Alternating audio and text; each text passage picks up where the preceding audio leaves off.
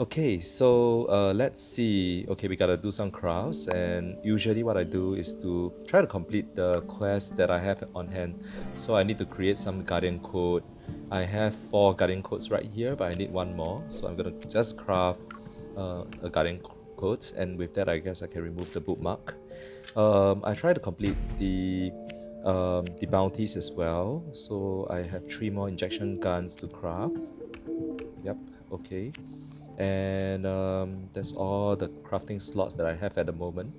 Okay, so what I do with selling is that right now I have about 1700 capacity for happiness, which means I can surplus and sell tier 7 items pretty easily. It's usually, 2 discount folders, and I should have the required energy to surplus a tier 7. But trying to surplus a tier 8 and onwards item is still very difficult for me. So for example, this item is a tier 8 item. So what I tend to do is that instead of trying to attain 690 happiness, I would just chat and sell. So you should always chat because there's a 75% chance of success. So that's the formula behind it. And each time you succeed, you get 10% of your happiness capacity added to your happiness. So always chat where possible. Now for tier 6 items, I could surcharge if I want to, but these days I tend not to do that because I want to really just surcharge the tier 7 items. So I'll just chat and sell. Okay, I have 600 energy right now. I don't have any tier 7 items to surcharge at the moment. So what I will just do is that I will look at my crafts, and I will try to speed up some of this so that I can craft more, especially since we have the critical craft event where your resource regeneration rate has increased by I think about 25%. So this is where you can craft a lot of stuff. So this is where speed completing your crafts becomes very, very useful. Now you will notice that in trying to speed complete your craft, the rates are different for different items. Say for example, for Alex pistol, 36 minutes takes 400 energy to speed up. So that's roughly 10, slightly past 10 energy, sorry, 10 happiness per minute that you save. But if you look at other items, say for example, the Guardian Code, which is a lower tier item, it takes almost 300 happiness just to save you 13 minutes. So that's roughly 20 happiness per minute saved. So therefore, go for the higher tier items, speed them up, okay? And when you do, you can actually craft more stuff. Therefore, um, and with that, we can go on, right? So that lowers our happiness to just 200 plus, which means there's less risk of losing those energy when the chat fails. Okay, so that's a success. Okay, this is a discount folder, it fails. Okay, I'll just refuse that since I don't have that item. Okay, and I carry on, right? So now I have 400 energy. There's still nothing that I would like to surcharge, so therefore I'll use the energy to again speed complete item. Okay, that's a critical craft hit rate. Let's see. Woo! 2 uncommon Alex pistols. Not bad, not bad. So I'll carry on, and because I do need to craft nomad jacket, so let's try to complete that quest. So I'll continue selling. Okay, that's a failure, but that's fine because I have almost 0 happiness to begin with. So always keep your energy low so that when you fail in your small talks, it doesn't really decrease your happiness by too much. So keep it low, keep it low. Spend it whenever you can. Okay, so there's nothing else to sort of sell for now. What I would do is to go to the market, and I tend to. So these are the items that I'm selling at the moment. I'm selling all of them for gems, as you can see. So I try to sell epic items that I don't need for gems, so that I build up my gem base. And as you can see, I have 9,234 gems right now. A large part of these come from just completing the quests, right? The missions and all that in the game, or playing in the events. I haven't bought any gems at all. But I think at least 3,000 of them comes from me working the market and trying to sell epic items or items that I don't need for gems. Buy discount folders. So I don't craft my own discount folders because that takes up resources and most importantly crafting slots. So that's a bit irritating. So what I do is that I go to the offers section and I filter by level 1 and 2. So and I scroll down, and because Jason hasn't come today, I wouldn't buy anything beyond the normal quality because Jason would, if you have something that's unlocked that is beyond the normal quality, there's a chance that Jason may actually pick that up instead of something else that you want to sell. So I'm just buying stuff with normal quality. And these items, it's getting expensive. Okay, I'll stop here and maybe I'll buy the belt. So I'll buy quite a few of this each time I come to the market, and I will just go back to the shop when I'm done to populate the shelves. So that does two things, right? The first is that in selling discount folders, you can gain energy to then surcharge your better items. The second thing that it does is that when your shelves are full, more customers would visit your shop. So there's an algorithm where the more full your shop is with items, the more customers would visit your shop. Okay, let's see. There is now something that I want to surcharge, which is Alex Pistol. So what I will do is, again, I try to create happiness. All right, that brings me up to 461 happiness, just enough for me to surcharge. So I'll always click the surcharge first before I click the chat, just so that if the chat fails, I don't lose the energy that I've already paid to surcharge. All right, okay, and I continue selling those tier 8s that I don't want to surcharge. I have a bit of spare energy now, so maybe what I'll do is to complete an item just to keep my energy low, and craft more LX pistols. I think I still have, okay, there's another tier 7 item now that I want to sell. So again, I will just create energy and then surcharge the tier 7 item, another tier 7. So I would use the discount folder to create energy again. Alright, just nice, 413. So I'll surcharge and I'll chat. And okay, so that's a failure, but that's fine. Alright, that's a failure, that's fine. I'm keeping my energy low so that when I fail my chats, I actually don't lose much happiness.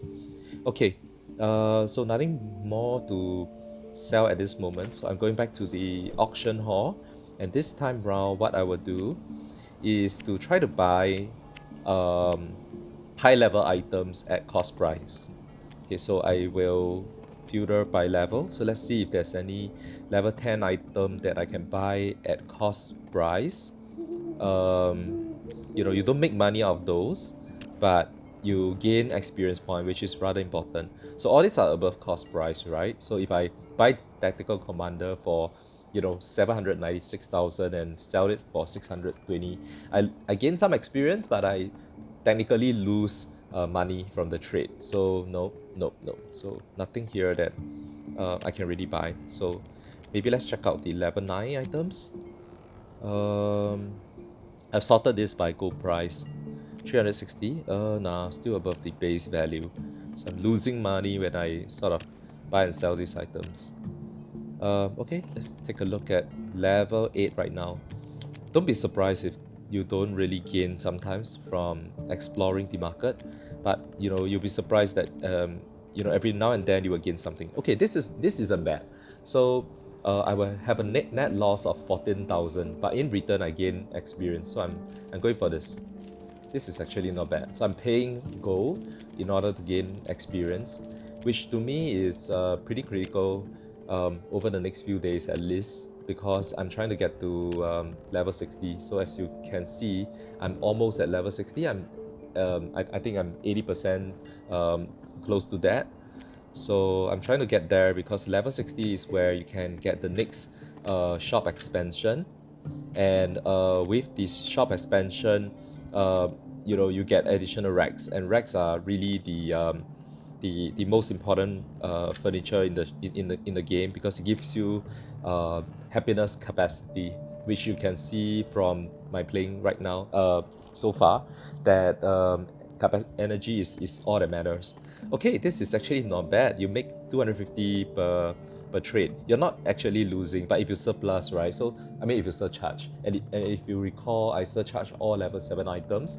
So from this, I could buy something at 77,000, and when I sell it at surcharge, I actually gain 77,000. So it's not bad. So I'll buy as many of this as possible. Oh shit, my inventory is full. Alright, that's fine, that's fine. So if my inventory is full, what I'll do is just to free up some space. So I'll cancel some of my trades. So I'll cancel the boots. I'll put up some stuff to create space for now. So I guess I'll put all my snake spears here.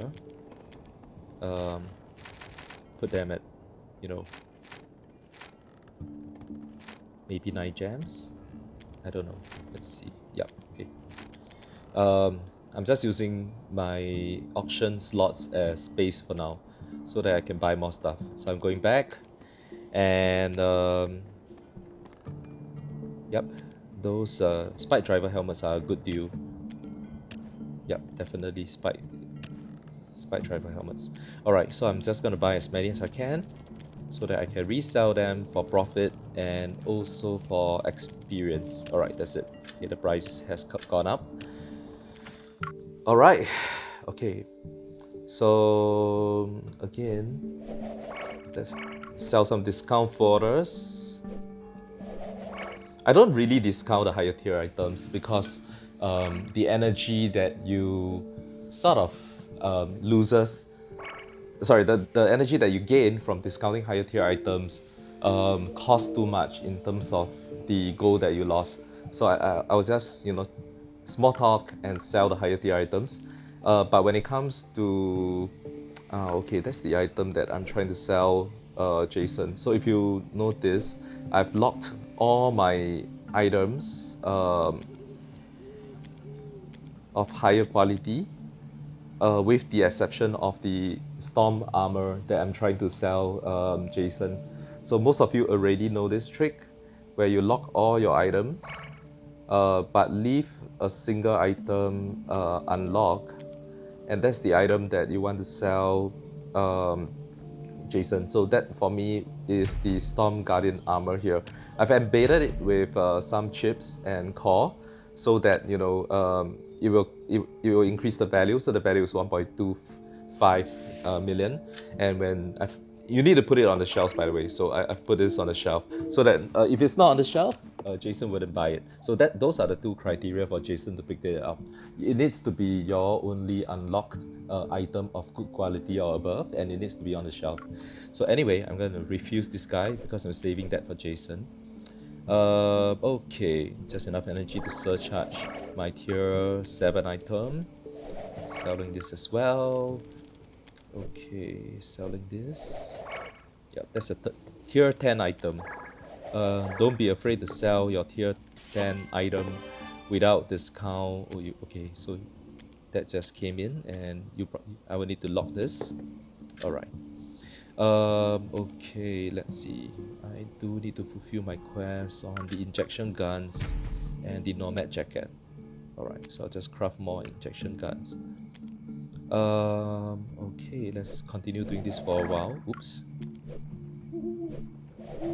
Nah, that's bad. I have no energy to lose anyway.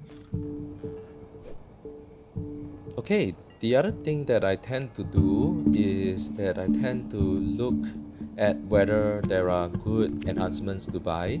Again, I sort this by gold value, the increasing value of gold. Alright, so as you can see, the smallest item that I can buy for gold is the tier 1 chip at 15,000, and filtering it by ascending amount of gold is a good way to see if there's anything cheap. Okay, so I could get this good quality chip for 300,000, which isn't bad, but it's also not what I need at the moment. If I scroll down, okay, this isn't bad either. A flawless chip for just 480,000. Okay, this is pretty good. Live chip for 833, but I already have 21 of those, so I guess it's fine. Okay, let's take a look at this. Augment chip. Okay, Augment Core is pretty good actually. So the Augment Core provides you attack and evasion. It's something that actually all the rogues will love because the rogues thrive on higher evasion. You do have a tier 3 chip called Agility that gives you 2% evasion, but gaining 5% more attack for the trade-off of losing 1% evasion is definitely worth it. So Augment Core is very very popular. I will buy this actually. It's pretty affordable.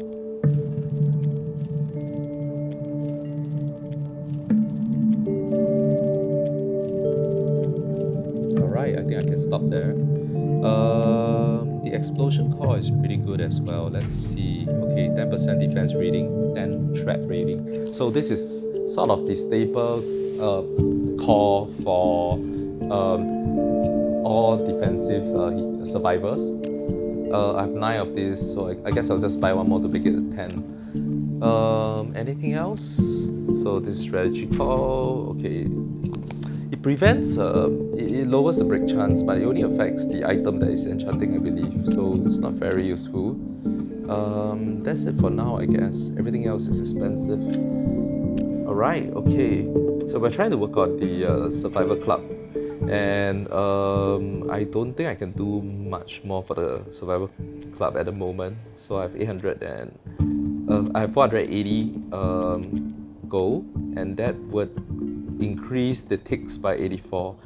It's very dependent on Honeybee, Ritz, Delta, Buzz, Eggers contributing, because for them investing is still cheap. If they can invest and bring the Survivor Club much closer to completion, I can then just close it off. So for now, there's nothing much I can do. But and then I need to save about 400 million for promotion to level 60, because that's the amount of gold that you need to then increase your shop expansion. Shop expansion would cost about 200 million at level 60. Plus you have then the survivor slots, the survivors themselves, the crafting slots, everything requires money. And so therefore I'm saving actually. I'm saving about 400 million for that promotion. And anything else beyond that 400 million I can contribute to the Survivor Club. So for now, I'm just holding on to the goal that I have. I'm expecting to be promoted to level 60 perhaps in 2 days time, and then thereafter I can contribute everything I have to building up the Survivor Club. Alright, so I'm just gonna continue crafting some of the items that I need to complete my quest. Alright, doing some sales over here. Alright, I can achieve surplus. Surcharge this. Level 7. Alright. Yep, so that's generally how I play. Beyond this, there is also the Dead Rising event, which is ongoing. I think most of you would already know, for this event, all you need to do is to send in your survivors and basically just enter and exit the challenge, right? Don't even play it. The only way to play this event is not to play it at all. So enter and exit, and there's a high chance that you can get an item. Aha, there we go. So I get a consumable just by entering and exiting, and you can do this for like up to 12 items a day. But I think there's a diminishing returns of chance. So I try to do this 10 times a day, and that's it. The 11 and 12 consumables is a bit harder to get.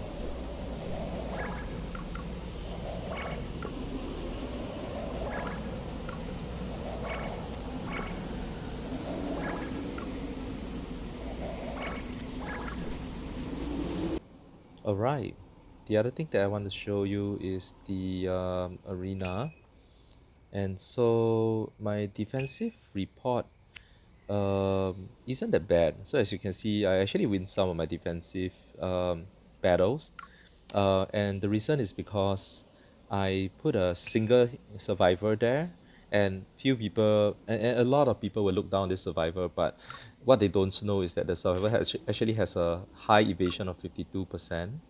So that makes the survivor uh, that gives the survivor the ability to win some surprise battle. So let me just show you um, how I've won some of this defensive battle. Maybe this one.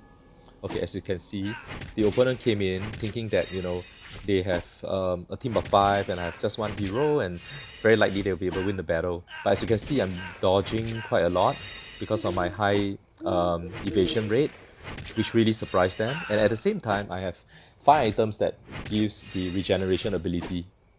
So therefore, I'm recovering 800 health per round, and this can go on forever. So I probably let's not watch it to the end.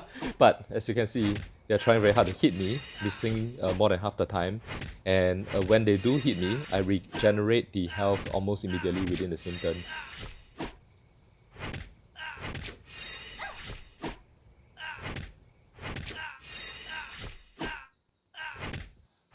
I don't know if there's a time limit to each battle, but anyway, okay. I've taken out two of their survivors. Oh, that's the third one. Oh my gosh. Yikes. Those screams of death. Alright. So that was a successful defense. And I have a few of those because people look down on my team. Okay, anyway. Let's do some battles. So okay, my offensive team has about 37,000 combat power. So I look for teams that have around 30 30 plus thousand defensive power. Okay, let's hunt for some of those. Okay, this team has 22. Let's see. Oh, it's just this guy, but this guy is strong. So I tend to avoid such battles where they have a single hero, but a very high power, because this sort of defensive squad looks gives you the illusion of being very weak, but they are actually very strong. I try to look for full teams to challenge. Okay, that's 25,000. Let's see. 25,000. Yep, okay. Full team of five. So let's go for it. You would notice that for my heroes, I try to go for low level items so that it's cheaper to repair. It is also possible to go for naked team if, let's say, you are not a VIP player, right? So I wish that they had made repair using gold available for non-VIP players, but that's just it, the way it is. All right, let's go for the challenge. All right, you will notice that there are brown color bags um, leaping into the sky. So those bags are actually items that you steal, and you can do that as long as Kamen is your hero. Yep, okay. I think we stole about 5 or 6 items so far. Um, so that's the advantage of having Kamin on the team. So definitely pick Kamin as your hero for arena matches. Alright, that went pretty well. And let's see. Oh, then there's a broken item. But anyway, it's a cheap item as mentioned. So I can just repair it for like 12,000, which is pretty affordable. Aha, we've actually captured 10 items here. Again, I don't know if the non-VIP players have this advantage. I kind of think that you are not able to do this.